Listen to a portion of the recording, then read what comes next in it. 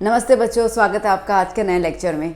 बच्चों, आज के लेक्चर में हम जो टॉपिक कवर करेंगे उसको हम कहते हैं हाइड्रोकार्बन्स। हाइड्रोकार्बन्स मतलब बहुत सिंपल सी बात है, ठीक है। वो कंपाउंड जो सिर्फ हाइड्रोजन और कार्बन से मिलके बनते हैं उनको हम कहेंगे hydrocarbons. Okay, compounds having only hydrogen and carbon elements are called hydrocarbons. ठीक है, सिंपल सी बात है ये इसका मतलब। तो अब बेसिकली हमारे पास जितने भी मैक्सिमम कंपाउंड्स होते हैं जिनको हम ऑर्गेनिक केमिस्ट्री कहते हैं, तो ऑर्गेनिक केमिस्ट्री जो है वो लिटरली हाइड्रोकार्बन से मिलके बनी हुई है। तो हम ये चीज़ कह सकते हैं that hydrocarbons is nothing but we could say the carbon chemistry, क्योंकि कार्बन इसके अंदर मेन एलिमेंट रहता है। उसके बगैर तो खैर ये आगे केमिस्ट्री चली नहीं पाएगी, जिसको हम लोग कहते हैं ऑर्गेनिक केमिस्ट्री। ऑर्गेनिक वर्ड क्यों आया? क्योंकि ये हमें नेचर से मिलता है। Okay, organic chemistry. Clear? Now अगर हम ब्रॉडली इसको क्लासीफाई करें तो हाइड्रोकार्बन्स जो हैं वो दो मेन सेक्टर्स में डिवाइड हो जाते हैं। तो बात करते हैं हम यहाँ पे हाइड्रोकार्बन्स। इनके दो मेन क्लासिफिकेशन रहते हैं। एक यहाँ पे रहता है जिसको हम कहेंगे saturated hydrocarbon. Saturated hydrocarbon HC लिख देती हूँ मैं। और दूसरा क्लासिफिकेशन जो रहेगा उसको हम कहेंगे unsaturated hydrocarbons. Okay, saturated hydrocarbons जो होते हैं उनको हम लोग कहेंगे, उनका मेन जो नाम है उसको हम कहते हैं अल्केन्स। ओके, अल्केन या अल्केन्स। अब यहाँ पर चीज़ें थोड़ी ध्यान देते रहना। यहाँ पे क्या आया? ANE आया। ओके, अल्केन लिख देती हूँ अभी मैं हाल फिलहाल। ANE आया। और यहाँ पे हम डिवाइड करेंगे तो अनसैचुरेशन में हमारे पास दो और क्लासिफिकेशन आ जाते हैं। एक को हम लोग कहेंगे अल्कीन और एक को हम कहेंगे अल्काइन। ओके, तो यहाँ पे ENE आ गया और यहाँ पे YNE आ गया। क्लियर हुआ? ये डिफरेंस क्या है? ये डिफरेंस ऐसा है बच्चों कि यहाँ पर सिर्फ और सिर्फ एक ही कोवेलेंट बॉन्ड आता है। Okay, single covalent bond. तो इसके लिए ये सैचुरेटेड, अगर ये ब्रेकडाउन होगा तो कंपाउंड ही चेंज हो जाएगा। ठीक है, और यहाँ पर अल्कीन में क्या हो जाएगा? इसमें कितने होंगे? अल्कीन के अंदर डबल कोवेलेंट बॉन्ड होगा और अल्काइन में क्या हो जाएगा? Triple covalent bond.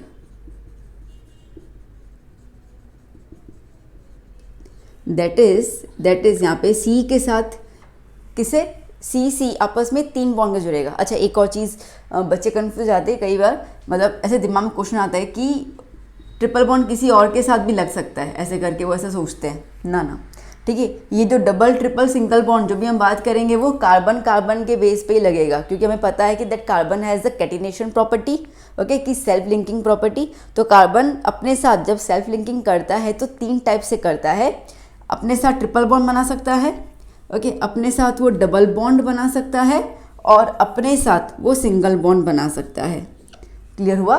तो इस तरीके से ये हो जाए सैचुरेटेड। ये डबल बॉन्ड ट्रिपल बॉन्ड टूट सकते हैं और आगे दूसरे और कंपाउंड्स या एलिमेंट्स जो है वो वहाँ पे ऐड हो सकते हैं। तो इसके लिए इसको हम कहेंगे अल्कीन और ये हो जाएगा अल्काइन। इतना क्लियर हो गया? ओके, इनके जर्नल फॉर्मूलाज भी होते हैं, ध्यान दीजिएगा।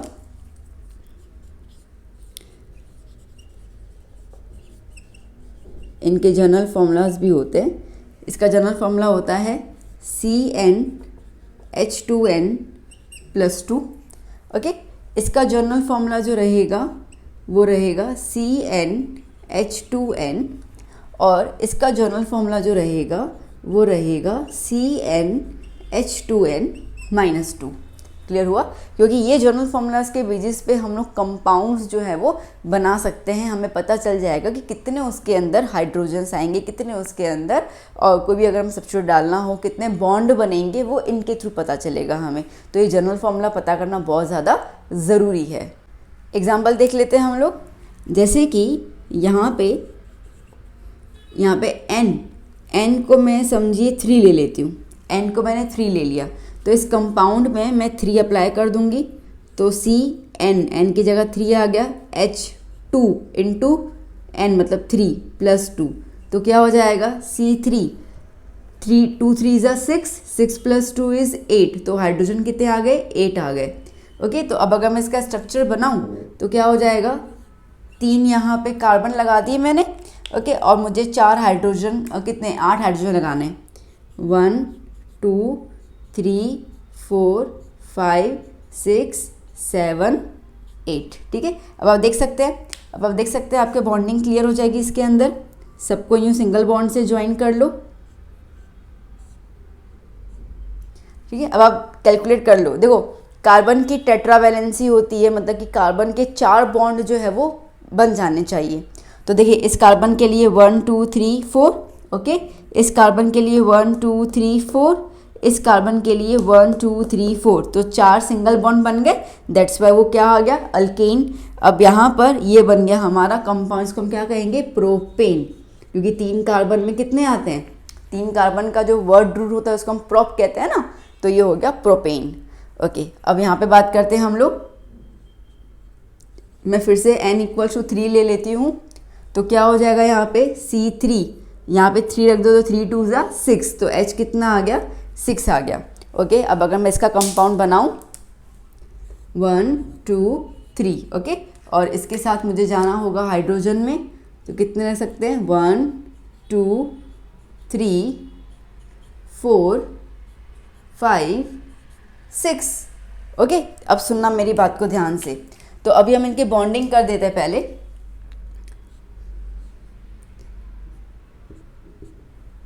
बॉन्डिंग हो गई। ओके, अब चेक करते हैं कि क्या C की बॉन्डिंग अवेलेबल है सही से। तो देखो बेटा, यहाँ पे कार्बन के साथ 1 2 3 है, एक बॉन्ड गायब हो गया, नहीं ये चीज़ गलत है।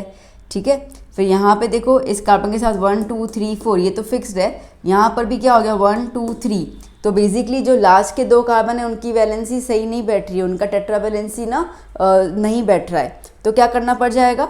अब हम लोग क्या करेंगे, बेसिकली हाइड्रोजन कम है, तो हम किसी भी एक जगह पे 2 बॉन्ड लगा देंगे।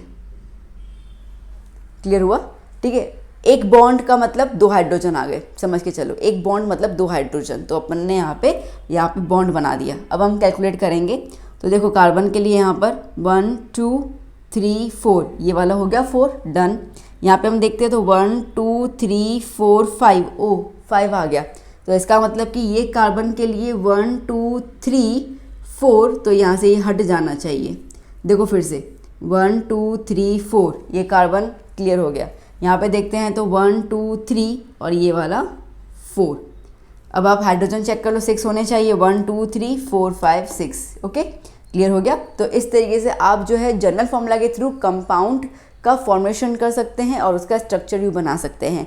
ये डबल बॉन्ड मैंने यहाँ पे बनाया, आप यहाँ पे बना सकते हैं, आपकी मर्जी है। अच्छा, मैंने पहले ही बता दिया कि कार्बन कार्बन के बीच में ही डबल बॉन्ड बनता है और लंबी सी चेन में, ठीक है, डिपेंड करता है कि एक, या तो जनरली हम एक ही बनाते हैं, बट डिपेंड करता है चेन कितनी लंबी है। खैर वो तो थोड़ा और डिटेल में हम बाद में बात करेंगे। नाउ फिर से अब यहाँ पे बात करते हैं। अच्छा, इसका हम नाम क्या लिखेंगे, इसका नाम हो जाएगा प्रोपीन। ओके, डबल बॉन्ड आया ना, तो इसके पीछे ENE आ गया। Okay, propene.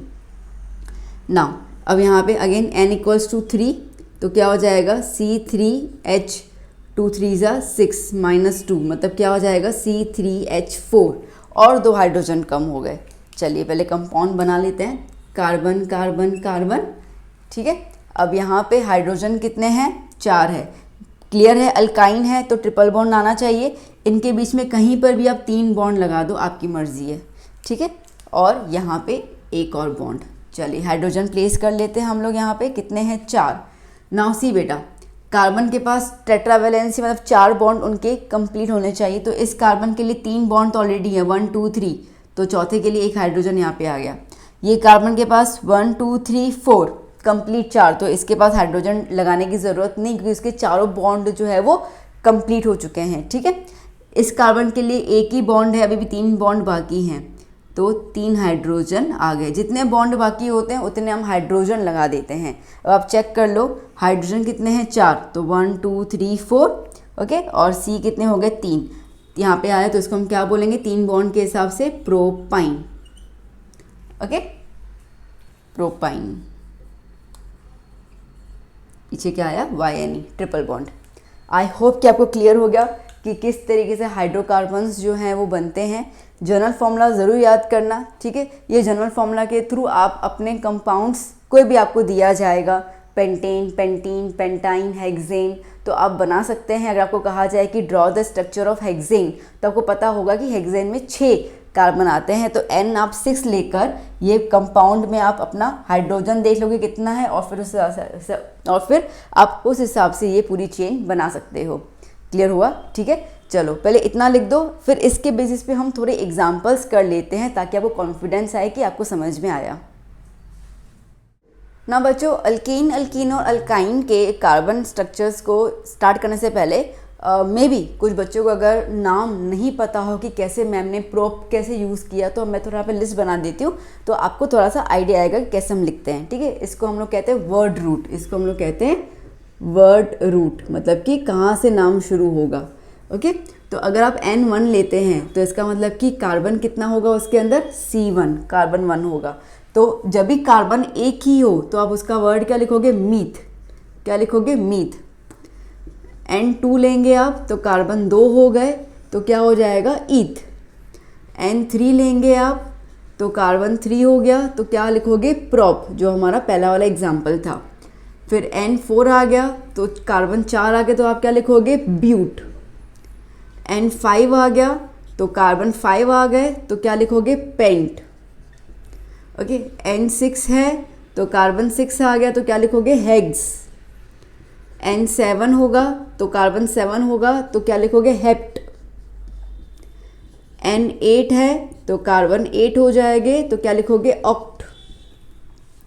ओके, N9 है तो कार्बन 9 हो गए तो क्या लिखोगे, नॉन। N10 है तो कार्बन 10 हो जाएंगे तो क्या लिखोगे, डेक। अब बहुत सारे और भी आते हैं बट खैर इतना ज़्यादा डीपली नहीं पूछते हैं। ठीक है, 9 से आगे तो कभी मैंने इतना देखा ही नहीं है बढ़ते हुए, तो इसके लिए मैक्सिमम 9 या 10 तक आपको लर्न करना है। ओके, चलिए अभी हम कुछ यहाँ पे कंपाउंड स्टार्ट कर लेते हैं। मैं यहाँ पे पहले 3 सेक्शन बना लेती हूँ ताकि आपको थोड़ा सा क्लैरिफिकेशन में आसानी हो जाएगी करना क्या है हम लोगों को। ओके, नाउ ये हो जाता है हमारा alkyne. Alkyne general formula CnH2n+2। Okay, ये हो जाएगा अल्कीन CnH2n, और ये हो गया अल्काइन CnH2n-2। ओके, चलिए नाउ अब कौन सा कार्बन ले, देखो प्रॉप तो हमने ले लिया, N2 से स्टार्ट करते हैं। ठीक है, तो यहाँ पे अगर मैं N2 लूँगी तो यहाँ पे C क्या हो जाएगा, C2। अब डायरेक्टली लिख देती हूँ मैं, N की जगह पे 2 आ गया। ठीक है ना, यहाँ पे 2 आ गया तो 2 2 ज़ा 4, 4 + 2 6, तो H कितना हो गया, 6 हो गया। तो कार्बन मेरे 2 बन गए, हाइड्रोजन कितने हैं, 6 हैं, तो 1 2 3 4 5 6। ओके, बॉन्डिंग कर दूँ इनके बीच में। ओके, तो आप देख सकते हैं कार्बन के पास 1 2 3 4, इस कार्बन का 1 2 3 4। ओके, चारों के चारों बॉन्ड कंप्लीटली फिल्ड है। तो यहाँ पे 2 कार्बन आए तो 2 कार्बन का नाम कहाँ से हो रहा है, ईथ। ओके, तो कार्बन का नाम क्या हो गया, ईथ। और ये कैसा है, अल्कीन है। अल्कीन के पीछे सफिक्स क्या लगेगा, ANE लगेगा, तो नाम क्या आएगा इस कंपाउंड का, ईथेन। आया समझ में बच्चा? ठीक है, चलिए यहाँ पे ध्यान देते हैं हम लोग अभी सेकंड पे।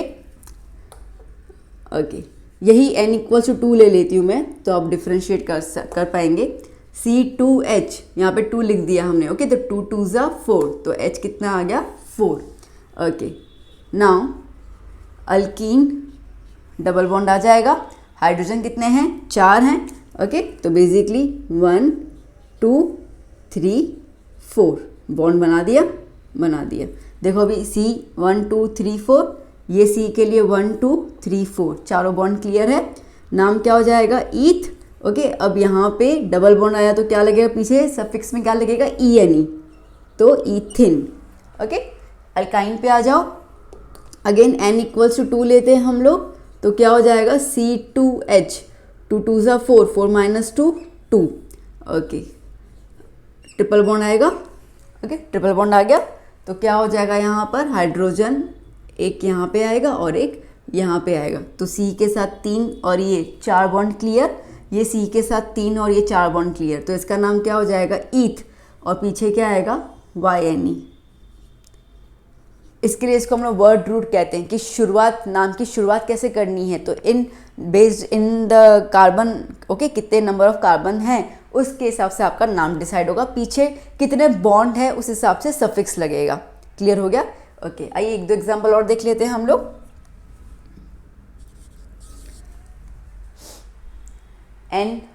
C5 ले लेते हैं, ठीक है।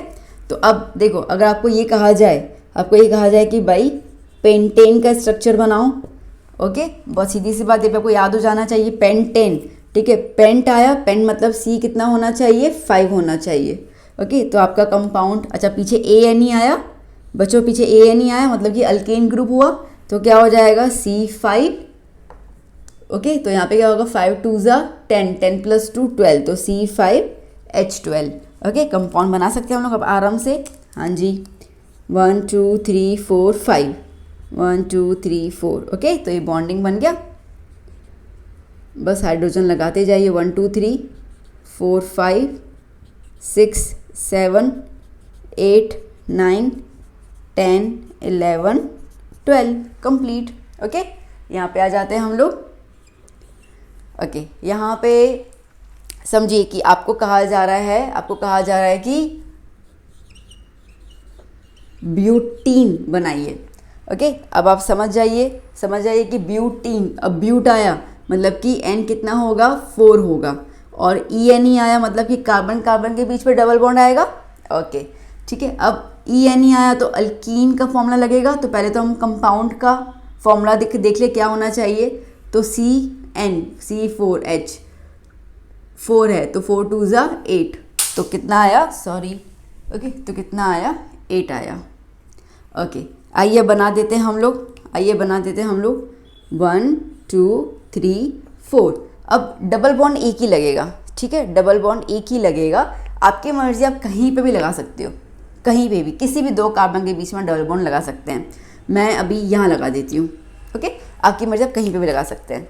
तो अब हाइड्रोजन्स आप अटैच कर लीजिए इसके अंदर, तो क्या हो जाएगा 1 2 3, देखो 1 2 3 4, ये कार्बन के 4 वैलेंसी क्लियर, ये कार्बन पे आ जाओ 1 2 3 4, इस कार्बन पे आ जाओ 1 2 3 4, इस कार्बन पे आ जाओ तो 1 2 3 4, कितने हाइड्रोजन है 8, देखो 8 काउंट करके है 1 2 3 4 5 6 7 8, ओके। बॉन्ड क्लियर हो गया, ओके आया समझ में। ये वाली बॉन्ड आप यहाँ पे लगा सकते हैं, वहाँ पे लगा सकते हैं, आपकी मर्जी है कैसे भी लगाना है। आपको बस ये ध्यान देना है कि बॉन्ड करने के बाद हाइड्रोजन मतलब वैलेंसी काउंट करते जाना, ठीक है। जैसे मैं आपको एक और एग्जांपल दूँ, आप क्लियर हो जाएं। हेक्सीन ले लेते हैं, हेक्सीन, अब पीछे हेक्स आया मतलब कि N6 हो गए, तो पहले तो मैं स्ट्रक्चर के लिए जो मॉलिक्यूलर फॉर्मूला चाहिए वो बना दूँ ना, इसको हम कहते हैं मॉलिक्यूलर फॉर्मूला, ठीक है, इसको हम लोग कहते हैं मॉलिक्यूलर फॉर्मूला, और ये जो हम बना रहे हैं इसको हम कहते हैं स्ट्रक्चरल फॉर्मूला। तो पहले मॉलिक्यूलर फॉर्मूला बना दूँ C6, ओके C6, अब 6 2 ज़ा 12, हाइड्रोजन कितना आ गया 12, ओके। चलिए बना लेते हैं अभी हम लोग 1 2 3 4 5 6, ओके। अब इसके बीच में आपको जहाँ पे डबल बॉन्ड लगाना है लगा दीजिए, जैसे कि मैं यहाँ लगा देती हूँ डबल बॉन्ड, ठीक है। एक ही बार डबल बॉन्ड आया, बाकी सब में सिंगल सिंगल सिंगल, ओके। अब आप हाइड्रोजन प्लेस करते जाएंगे और वैलेंसी काउंट करते जाएंगे। देखो बेटा 1 2, ये कार्बन के लिए काउंट कर रही हूँ मैं, 1 2 3 4, इसके लिए 1 2 3 4, इसके लिए 1 2 3 4, इसके लिए 1 2 3 4, इसके लिए 1 2 3 4, ओके। इसके लिए 1 है तो 2 3 4, काउंट कर लेते हैं कितने होने चाहिए 12, 1 2 3 4 5 6 7 8 9 10 11 12। बात आई समझ में? अब क्लियर हो गया ना, ठीक है, ओके। अब हम बात करते हैं अल्काइन ग्रुप की। चलिए अब अल्काइन में हम लोग, ये तो नंबर 1 हो गया, ठीक है। ओके, समझिए कि आपको अल्काइन के अंदर, ठीक है, अल्काइन के अंदर आपको कहा जाएगा कि आप हमको बना के दिखाइए ब्यूटाइन। ओके, अब देखो बच्चा, ब्यूट आया, ब्यूट मतलब एन कितना होना चाहिए, 4 होना चाहिए। चलो लगा दो कंपाउंड के हिसाब से, तो C4H, 4 2 ज़ा 8, 8 माइनस 2 6, ठीक है। चलिए अब आपको क्लियर हो गया कि ब्यूटाइन है, 1 2 3 4, ये आइन है, YNE मतलब ट्रिपल बॉन्ड लगेगा। आपकी मर्जी, आप जहाँ पे ट्रिपल बॉन्ड लगाना चाहें लगा सकते हैं, 2 कार्बन के बीच में ही लगता है, ये चीज़ ध्यान देना। जैसे कि मैं यहाँ लगा देती हूँ, ठीक है, मैंने यहाँ पे लगा दिया और बाकी सबके साथ मेरा सिंगल बॉन्ड चला जाएगा। क्लियर। चलिए अब मैं हाइड्रोजन अप्लाई कर लेती हूँ यहाँ पे हर जगह पे bye calculating the valencies. Okay, tetra valency, तो कार्बन 1 2 3 4, ये कार्बन का 1 2 3 4, ये तो कंप्लीट है। इस कार्बन के लिए 1 2 3 4, इस कार्बन के लिए 1 2 3 4, कितने हाइड्रोजन है, 6, काउंट इट, 1 2 3 4 5 6। ओके, एक और लास्ट एग्जांपल कर लेते हैं हम लोग। ओके, क्या ले लें हम लोग,